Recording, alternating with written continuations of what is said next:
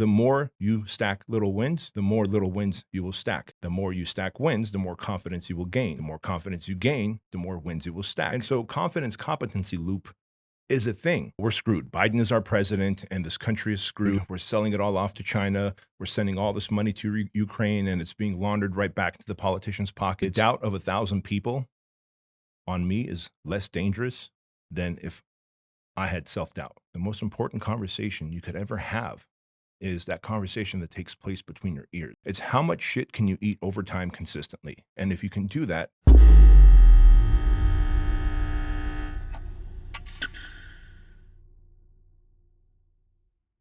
All right, guys, what's going on? Welcome back to another episode. Today we have Bedros Keuilian. Bedros, welcome. Nick, thanks for the opportunity, man. Good to be here. This is episode 2 of you being on the show. Yes, sir.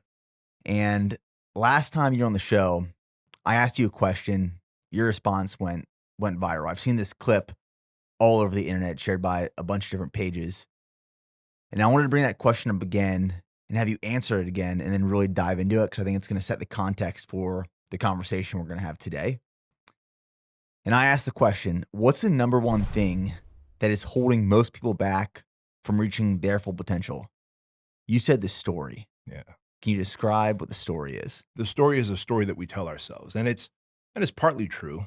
It's what happened to you as a kid. Maybe you were physically, mentally, sexually abused. Maybe you were laughed at and picked on for, being fat or having a stutter. But whatever story that you end up telling yourself and you carry that into adulthood, what I found through my life experience is that you end up looking for evidence to then reinforce that story throughout the rest of your life of why you're not lovable, why you're not smart, why you can't lose weight, why you should be broke your whole life.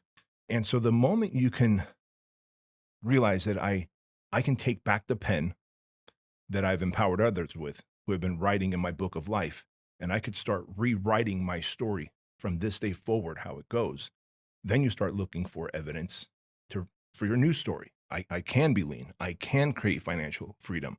I can be loved. I'm not just to be thrown away. I don't have to be in an abusive relationship. But it's about self-empowerment is really about taking that pen back and rewriting your story, because I think we could all agree, until you die, you certainly have thousands of pages of blank pages left in your book of life. It's time to start writing your current story and not so much living out the past story that you had. Do you think it's that easy to go from yesterday, I told myself this story, today, I changed the story, I changed the narrative? So it's simple, not easy, right? It's literally that simple as I described, but it's not easy because our brains are so good with creating neural pathways to reinforce things. So for years, if you keep going and finding abusive relationships to then justify why you should be abused because your subconscious mind still believes that you're not worthy of love and respect, then you have to create new patterns of life. You have to create a new neural pathway, and you have to beat that into. This is why we talk about habits, right? This is why we talk about those small micro habits become lifelong habits that are hardened and create a pattern of life. And so is it easy? No, it is simple, but it does take a good amount of time, maybe working with a therapist, maybe doing the deep work, journaling your thoughts, feelings, and emotions. Why do I feel this way? Where's it coming from? But oftentimes people are too busy distracting themselves, escaping from the reality, either through social media or binge watching television or vices like alcohol or pornography or weed or gambling, whatever the thing might be. And so they never take time to just sit with themselves and go, what is going on with me? And how could I actually rewrite my story? And then doing the work to do that. Like anything else, it takes time and effort, but the outcome that it produces, holy hell, like a brand new life. Yeah, I was reading your book, Man Up. Yeah. And one of the quotes in there was, the negative belief system is crippling. Your beliefs dictate your habits. Habits dictate actions. Actions dictate outcomes. Mm-hmm. Belief is everything. Belief is everything. If I believed, for example, that, we're screwed. Biden is our president and this country is screwed. We're selling it all off to China. We're sending all this money to Ukraine and it's being laundered right back to the politicians' pockets. And and the world is going to hell. If if I believed that we are screwed, why would I make the time to come here and go on your podcast if my belief system was that we're doomed, right? But I have a belief system that we can overcome, that we can rebuild, that we can write our path. And so, therefore, my belief systems do impact my habits. That changes my actions. I got on a plane, I got here, and the outcome is hopefully this interview we're doing will wake enough people up where they will start becoming the voice against the opposition that is trying to erode our great country and tear down our Constitution. Yeah, one of the things I like to say is doubt is only dangerous when you start doubting yourself. Mm, The whole world can be against you. right? You know, as an entrepreneur, you probably know, like, when you get started, no one believes in you. Nope. Everyone's laughing at you. They think it's a joke. When I started my business, people were making fun of me. Yeah. Right. And if I would have let that belief control my narrative, Yeah. my thought process, my securities, there's no way I'd be where I am today. Yeah. I didn't ever buy into that. So everyone can doubt you. Everyone can say things about what you're trying to do and what you want to do. But until you actually believe that from what they're saying, you're in the driver's seat. You know, as you say, like, you are flying the fighter jet. Bingo. Right. And you could very easily, if you start believing what the doubters say, you turn that fighter jet into a crop duster that is not worthy of, going to battle and then winning the spoils. And it's funny you say that too, man. We think so much alike, and I think most high performers do. And by the way, anyone listening to this going, well, then I'm not a high performer. I'm not an entrepreneur like you guys, and I haven't done what you've done. You just do the work and you get there. The human mind, the human body, the human psyche is so pliable. You can literally become anyone and anything. Multiply that over time and experience, and don't quit even when it sucks. But I share this because the doubt of 1,000 people on me is less dangerous than if I had self-doubt. Like, my one self-doubt in myself is more dangerous than 1,000 people doubting my ability to build that franchise, Fit Body Boot Camp, and ultimately, have a big exit. And so the conversation, the most important conversation you could ever have is that conversation that takes place between your ears, right? With yourself. Like, you could sit here, and I know you never would, but if you're like, Bedros, you're going to fail at your next big business, and then you're going to fail at the one. Cool. Thanks, Nick. Appreciate your opinion, man. And then I could see the guy at my hotel, let's say he says the same thing. By the time I get home tomorrow, 1,000 people told me I'm going to fail and I'm never going to succeed. None of that will impact me. But the moment I allow any one of those seeds to take root in my mind and I go, maybe Nick's right, it's over. Then I will now find evidence to erode my future. I listened to Joe Rogan and Chris Williamson have this conversation. They were talking about layers of paint. Mm. And what you previously just said, someone might be watching or listening to this thinking, yeah, but I haven't built a business and I have no reason to believe in myself. And I haven't made money and I haven't achieved any success in the terms that I deem successful. But you have to layer paint. It's like layers of paint is what builds wisdom. It's experience, it's trial, it's failure. So, I mean, you've been at this for decades now. Yeah. You have lots of layers of paint. You've built and failed. You've lost money. You've made money, built multiple businesses, built relationships. I'm sure relationships have fizzled out and fallen apart as well. Yep. All of those experiences that build wisdom, those are layers of paint. If you're just getting started, you just got to put one layer of paint down and then put another down and just keep layering that paint. And paint isn't always a win or success. It's often a failure. Yeah. But layers of paint make a difference. Is it true that layers of pain make a difference? And over time, those layers of pain will fortify me and help me create the outcome? Well, yeah. I see it in this table. You see the layers of wood. You see it in a tree. You cut a tree trunk and you see the rings, the layers that it took to grow. And a person who's a tree expert can look at all the dozens of rings and say, man, over the years, 5 years in, this tree had to endure a very harsh winter. 7 years in, it had to deal with, 3 years of drought. Like all the, forest fires, like the rings tell a story. Carbon fiber, yet another thing. Carbon fiber is one of the strongest materials out there, lightest and strongest. How do they make it? Layers, right? Layers. It's always about layers of pain that begin to build us up. But I think oftentimes people, they compare their 1 year of effort to our 15 or 20 years of work that we've been doing. And they go, well, I did it for a year of focused work and I'm not there. I'm not where you are, Nick. They don't see that, if I'm not mistaken, you took your GI Bill and you parlayed it into the supplement company, right? I used a loan through the Military Associated That's Bank, what it was. USAA. Yeah. A lot of people could have told you so many different things to do with that money, or better yet, not to take that loan. But you knew that I'm going to take that loan. I'm going to do this work. There's probably going to be layers of pain. It's going to be longer than I anticipated. So I better just, we say, if you're going to eat shit, get good at it. Just to be an entrepreneur, to be successful in anything. I imagine those, the guys in the special operations, pro athletes, it's how much shit can you eat over time consistently? And if you can do that, and even that, you're layering pain.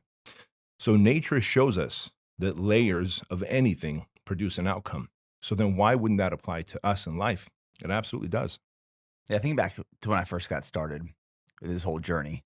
And I announced to friends, to family, to peers, I was in college at the point, I'm starting a supplement company. Yeah. I'm starting a dietary supplement company. And their response was, it's a pretty competitive market out there. You sure you want to enter a competitive market like that? Mhm.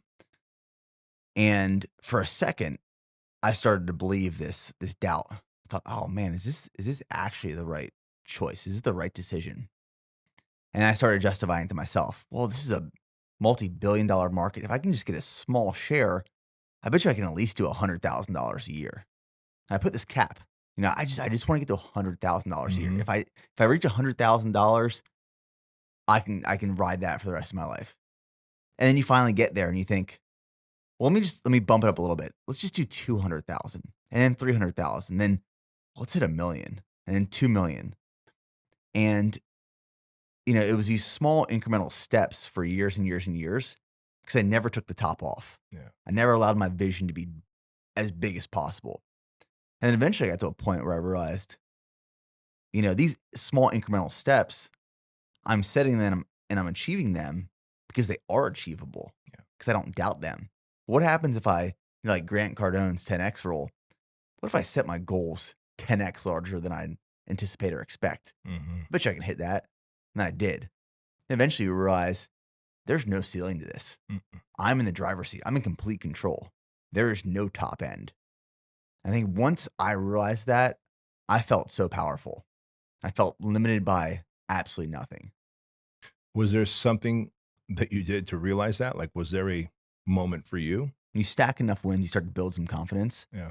When I stacked enough wins, which also came with a significant amount of losses Sure. as well, I quickly realized I've never been the smartest person.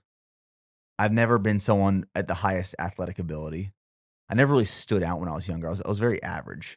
So I expected average in my life when I was younger.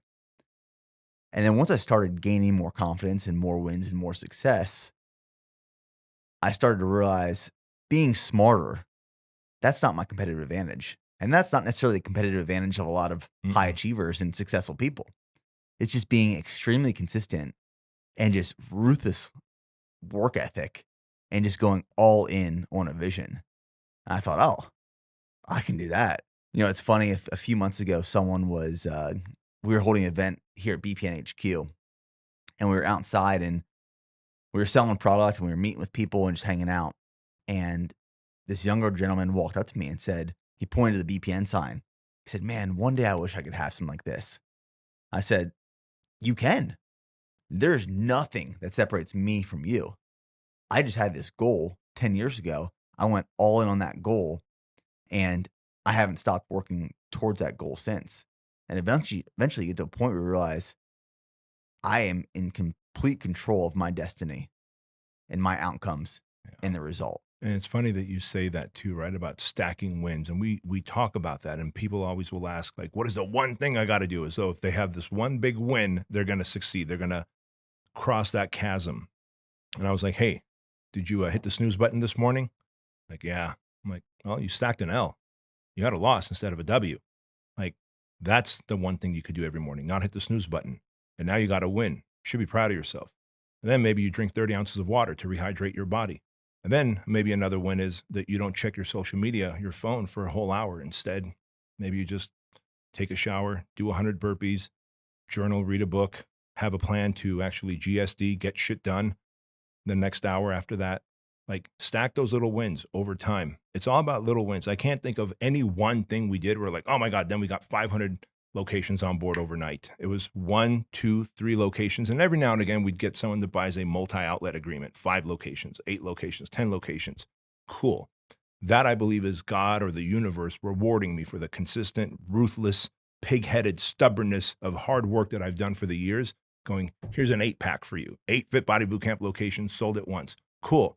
But we built the entire brand on the back of one location at a time, one franchisee at a time, one relationship at a time.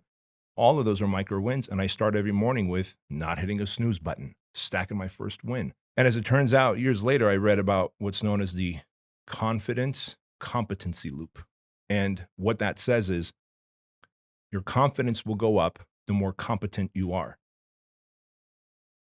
The more confidence you have, the more your competence goes up.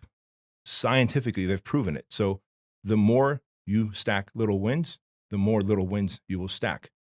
The more you stack wins, the more confidence you will gain. The more confidence you gain, the more wins you will stack. And so confidence competency loop is a thing. And all of us who have achieved any measure of success have just done that. The small, dirty, ugly work that's not sexy, like social media, like a podcast like this, that gets the results. And those who think that there's that, what is that one thing I got to do? I don't know, win the lottery? I guess that would be it. What is the one thing that's going to financially change your life? Go win the lottery. Outside of that, it's all the little wins. Well, Bedros, I appreciate you coming in here. Yes, sir. This being the second episode, you know, your story is amazing. Obviously, you've achieved amazing success. Your show is blowing up. It's growing massively, extensively. And you're just putting good stuff out there. So I appreciate you. Thanks, man. And I appreciate you, Nick. I really appreciate the opportunity. Absolutely. The main thing holding most people back from reaching their full potential is the negative story they tell themselves. This story, often rooted in childhood experiences such as abuse or bullying, shapes their self-perception and life choices. People look for evidence to reinforce this narrative, believing they are unlovable, unintelligent, or destined for failure. To break free, individuals need to reclaim control and rewrite their story, envisioning a future where they are capable, loved, and successful. While this process is simple in theory, it is challenging in practice due to ingrained neural pathways and habits. It requires consistent effort, possibly including therapy and deep self-reflection, to create new, positive patterns and habits. Many people avoid this work by distracting themselves with various vices or escapism, but those who commit to rewriting their story can achieve transformative results and live a fulfilling life. Personal growth and success hinge on our belief systems, which shape habits, actions, and outcomes. Positive beliefs drive proactive habits and productive actions, while negative beliefs can paralyze progress. For example, believing in inevitable failure due to external factors can prevent one from taking action. In contrast, a belief in potential success encourages perseverance. Entrepreneurs often face doubt and skepticism, but maintaining self-belief is crucial. Building a strong belief system involves accumulating layers of paint experiences of trials, failures, and successes. These layers, like growth rings in a tree, enhance resilience and capability over time. People sometimes compare their early efforts to others' long-term achievements, missing the years of consistent work behind them. True success comes from embracing the process, enduring challenges, and continuously adding layers of experience and learning. Perseverance and resilience ultimately lead to significant accomplishments. When Nick started his supplement company, many people doubted him, saying the market was too competitive. Initially, he aimed for small goals, like making $100,000 a year, and incrementally increased my targets as he achieved each one. Over time, he realized he had been limiting his vision. Inspired by the idea of setting much larger goals, he understood that there was no ceiling to what he could achieve. Building confidence came from stacking wins and learning from losses. Nick discovered that success wasn't about being the smartest, but about being consistent and working hard towards my vision. A key insight was understanding the power of small wins. Each small success builds confidence, creating a loop where increased confidence leads to more wins. Success is built on these incremental steps rather than one big break. By consistently focusing on and achieving small goals, anyone can gradually create significant outcomes.